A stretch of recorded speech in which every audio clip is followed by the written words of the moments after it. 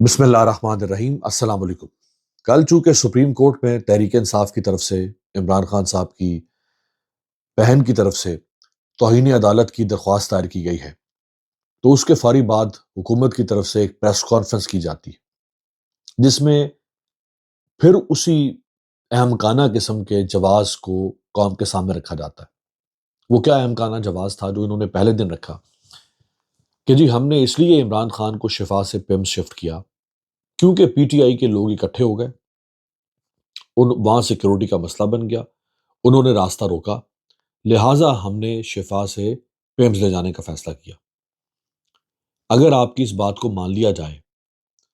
تو یہاں سوال اٹھتا ہے کہ جب دو کانوائے آپ نے چلائے،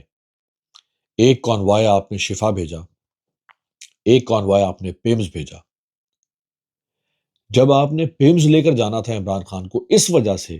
کہ چونکہ پی ٹی آئی کے لوگ باہر نکل آئے اور بڑی کوئی کروڑوں عوام نکل آئی تھی اور انہوں نے عمران خان کو چھین کے لے کے چلے جانا تھا، تو پھر آپ کو یہ شفا والا ڈرامہ کرنے کی کیا ضرورت تھی؟ لوگ کھڑے تھے سڑکوں پہ، کھڑے رہنے دیتے، ساری رات کھڑے رہتے، دیکھتے رہتے کہ اچھا عمران خان آ رہا ہے نہیں آ رہا، اچھا گاڑی آ رہی ہے نہیں آ رہی، کھڑے رہنے دیتے۔ آپ نے یہ ڈرامہ کیوں کیا؟ آپ لے جاتے پیمز خاموشی سے، کسی کو کیا پتا کہ آپ پیمز لے کر جا رہے ہیں، ہم لے جاتے۔ یہ آپ نے کیوں کیا؟ اس کا مطلب ہے کہ یہ سارا کام آپ کا بدنیتی پر مبنی ہے۔ سپریم کورٹ نیت کو بھی ڈٹرمن کرتی ہے، انٹینشنز کو بھی ڈٹرمن کرتی ہے، تو آپ کی نیت یہاں پہ ڈٹرمن ہوگی۔ دوسری بات یہ کہ وہ جو قافلہ آپ نے شفا انٹرنیشنل بھیجا جس میں عمران خان صاحب کے وکیل کو ڈاکٹر کو بٹھایا ہوا تھا، ڈاکٹر فیصل سلطان کو، اڈیالہ جیل سے لے کر شفا انٹرنیشنل ہاسپٹل کے اندر گاڑی کی انٹری تک کوئی ایک ایسا انچ بتا دے، وہ جو بھی 30-35 کلومیٹر کا سفر ہوگا، کوئی ایک ایسا انچ بتا دے جہاں اس قافلے کو کہیں ڈسرپشن ہوئی ہو، کہیں لوگ اس کے آگے آ کے لیٹ گئے ہوں سڑک پہ، قافلے کو روک لیا گیا ہو، سیکیورٹی کی صورتحال پیدا ہو گئی ہو اور لوگوں نے کہا کہ ہم نہیں جانے دیں گے عمران خان کو، ہم یہاں سے لے کے جائیں گے عمران خان کو، کوئی ایک انچ ایسا نہیں ہے اس 30-35 کلومیٹر کے سفر میں، تو اگر اس گاڑی کے اندر عمران خان بھی ہوتے تو انہوں نے شفا پہنچانا تھا، جیسے ڈاکٹر فیصل سلطان کو پہنچایا گیا اسی طرح عمران خان نے بھی پہنچ جانا تھا۔ بھائی لوگوں کو تو نہیں پتا تھا کہ آپ نے کیا واردات کی ہے، یہ واردات تو آپ جانتے تھے کہ ہم نے اڈیالہ سے 2 قافلے نکالے، ایک قافلہ ہم بھیج رہے ہیں شفا جس میں عمران خان نہیں ہے، عمران خان کا ڈاکٹر ہے، لوگوں کو ہم دکھا رہے ہیں کہ اس میں عمران خان شفا جا رہا ہے، ایک قافلہ آپ نے روانہ کیا پیمز، تو لوگوں کو تو یہی پتا تھا نا کہ یہ جو قافلہ اڈیالہ سے آ رہا ہے، اسی لیے تو لوگ راستے میں کھڑے ہو کے اس کا انتظار کر رہے تھے، اس کا استقبال کر رہے تھے، اس پہ پھول کی پتیاں پھینک رہے تھے، اسی لیے نا، اسی لیے تو لوگ نکلے اور وہ سڑکوں پہ پلوں کے اوپر چڑھ کر دیکھ رہے تھے کہ یہاں نیچے سے قافلہ گزرے گا عمران خان کا، اسی لیے آئے تھے نا۔ تو پھر لوگوں نے اس قافلے کو روکا کیوں نہیں؟ بھائی لوگوں کو تو نہیں پتا نا کہ اس میں فیصل سلطان ہے، یا یہ انہوں نے ریاست نے پورا ایک سٹیج کیا ہے یہ ڈرامہ،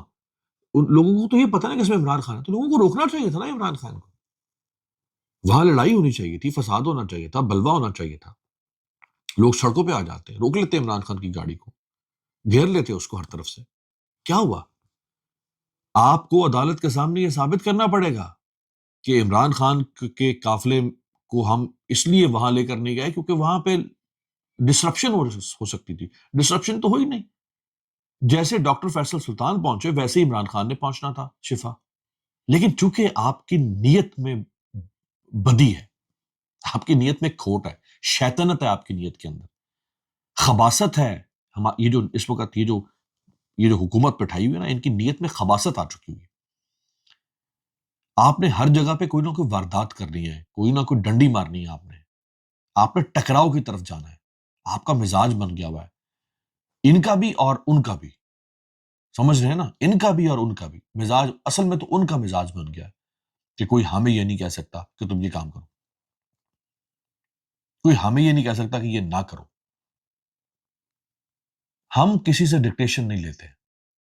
ہم ڈکٹیشن دیتے ہیں، ہم ڈکٹیٹ کرتے ہیں، اسی لیے تو ہمیں ڈکٹیٹر کہا جاتا ہے۔ اب یہ عدالت ہمیں بتائے گی کہ لے جاؤ عمران خان کو، اس کا علاج کرو اور فلاں رکھو، یہ کرو وہ کرو۔ یہ اصل میں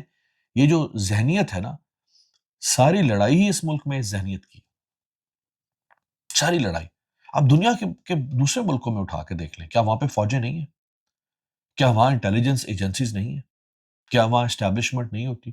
کیا وہاں ڈیپ اسٹیٹ نہیں ہوتی؟ کون سا ملک ایسا ہے جو دنیا کے شاندار ممالک ہیں، جن کو ہم اسکینڈینیوین کنٹریز کہتے ہیں، جو دنیا کے 5 ملک جن کو میں انسانیت کی معراج کہتا ہوں، اس زمین پہ بات کر رہا ہوں، ان میں کیا انٹیلیجنس ایجنسیز نہیں ہیں؟ ان میں کیا فوج نہیں ہے؟ ان میں کیا ڈیپ اسٹیٹ نہیں ہوتی؟ کیا جو سارا مغربی یورپ ہے، دنیا کی ترقی کی انتہا جس کو کہتے ہیں، یہ فرانس، برطانیہ، Holland, Belgium, Spain, Italy, Austria, ان کے اندر نہیں ہے کیا؟ یہ جاپان، جنوبی کوریا، آسٹریلیا، نیوزی لینڈ،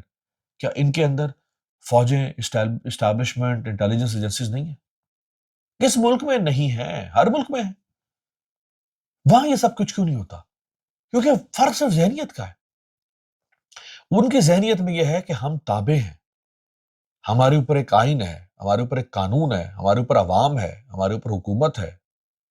ہمارے اوپر معتصم بیٹھے ہیں، یہ لکھی ہوئی چیزیں ہیں ہماری، اس کے مطابق ہم نے کام کرنا ہے۔ یہ صرف ذہنیت کا فرق۔ اگر ان ملکوں کے اندر بھی وہ کہہ دیں کہ جی ہم نہیں مانتے، یہ کون سی عدالت ہے،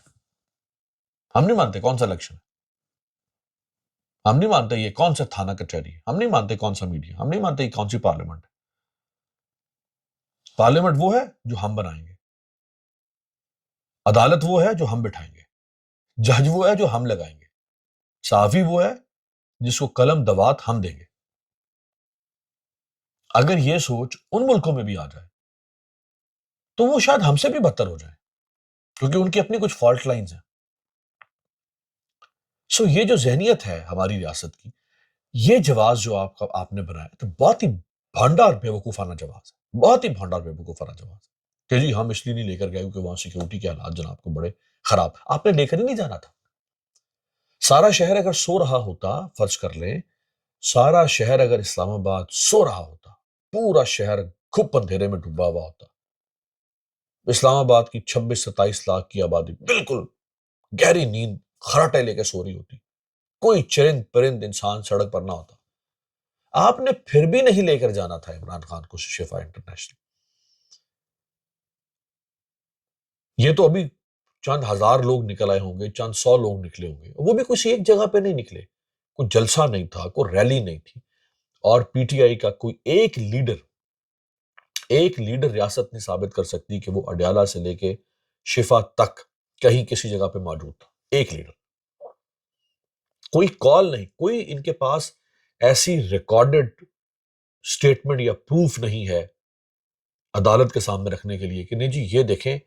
ہم نے عمران خان کو لے کر جانا تھا آپ کے حکم پر، یہ دیکھیں جی بیرسٹر گوہر نے کہہ دیا، یہ دیکھیں جی فلانے نے کہہ دیا، ڈمکانے نے کہہ دیا ہے کہ جی عمران خان آ رہا ہے نکلو۔ پھر تو آپ کے پاس یہ جواز ہوتا، یہی جو آپ نے حرکت کی کہ نہیں جی یہ تو باہر نکلا ہے، انہوں نے تو کال دے دی تھی باہر نکلنے، بلکہ جنید اکبر جو کہ صوبائی صدر ہیں تحریک انصاف کے پی کے تنظیمی ہوتا ہے، جنید اکبر سے لے کر سہیل حافظی سے لے کر باقی تمام لوگوں تک سب نے یہ ٹویٹس کی، یہ میسیجز دیے، پریس کانفرنس میں جہاں جہاں جس نے بات کی کہ عمران خان کی صحت ہمارے لیے اس وقت سب سے اہم ہے، ہم اپنے لوگوں سے اپیل کرتے ہیں کہ ہماری سپریم کورٹ کے ساتھ ایک کمٹمنٹ ہے، ہم نہیں چاہتے کہ کوئی موقع یا جواز کسی کو دیں کہ وہ عمران خان کا علاج روک دیں اس بنیاد پر کہ دیکھیں جی لوگ تو باہر آ گئے ہیں، تو آپ لوگ اگر عمران خان کو پسند کرتے ہیں، محبت کرتے ہیں، آپ دور رہیں۔ اور یہی ہوا، حتیٰ کہ شفا انٹرنیشنل ہاسپٹل جو کہ ایک گنجان آباد علاقے میں واقع ہے، ایسا نہیں کہ وہاں پہ کوئی 200-400 کی آبادی ہے، وہاں ہزاروں لاکھوں کی آبادی ہے، ہزاروں نہیں لاکھوں کی آبادی ہے اس پورے علاقے میں۔ وہاں کتنے لوگ ہوں گے؟ میڈیا کے چند کیمرے اور کوئی پی ٹی آئی کا کوئی یا عمران خان کے کوئی چاہنے والے، بغیر کال کے کتنے لوگ ہو گئے؟ 50-100 لوگ، زیادہ سے زیادہ کر لے، کوئی 150 بندہ آ گیا ہوگا حد، کیونکہ سب کو اس بات کا احساس تھا کہ ہم نے نہیں جانا۔ اب آپ ان چھوٹی چھوٹی، اچھا میڈیا نے تو آنا ہوتا ہے، میڈیا کا اس سے کیا تعلق ہے؟ Media law and order create کرتا ہے، میڈیا تو ایک جگہ پہ کھڑا ہے اپنے کیمرے لگا کے، اور وہ بھی آپ نے ان کو پیچھے دھکیل دیا شفا کے اس جگہ پہ جہاں سے عمران خان کا وہ تھا، یعنی ان کو انٹر کرنا تھا، وہاں سے بہت پیچھے جا کے میڈیا کو دھکیل کے کھڑا کر دیا، وہ بےچارے وہاں اپنے کیمرے لگا کے کھڑے ہو گئے،